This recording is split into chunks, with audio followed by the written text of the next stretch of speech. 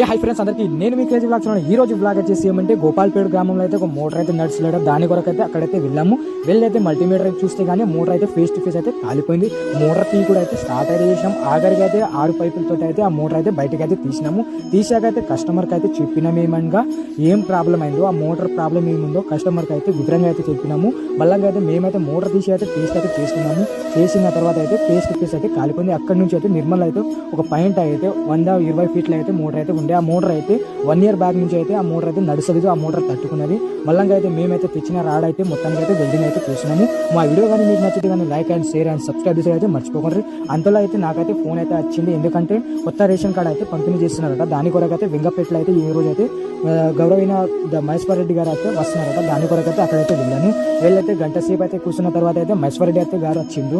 వచ్చిన తర్వాత అయితే రేషన్ కార్డు అయితే పంపిణీ అయితే చేసింది. నాకు కూడా వచ్చేసింది. ఎంతమంది కొత్త రేషన్ కార్డు వచ్చిందో కింద అయితే కామెంట్ చేయండి. అక్కడ నుంచి అయితే నేనైతే ఇంటికి అయితే వచ్చేసిన. బుక్కడంతా అన్నం తినేసి సీదా అయితే పొద్దున తీసిన మోటార్ దించడానికి అయితే వెళ్ళాము. వెళ్ళైతే ఫస్ట్ అయితే మేమైతే జంటింగ్ అయితే కొట్టేసుకున్నాము. వీడియో నచ్చితే కానీ సబ్స్క్రైబ్ చేసేది అయితే మర్చిపోకుండా. చాలా మంది అయితే మా వీడియోలు చూసినా కానీ మాకైతే సపోర్ట్ అయితే చేసేవారు. ఈ వీడియో కింద అయితే కామెంట్ 100 జై శ్రీరామ్ అని వస్తే కానీ నేనైతే 10 మందికి అయితే రీఛార్జ్ అయితే చేస్తాను.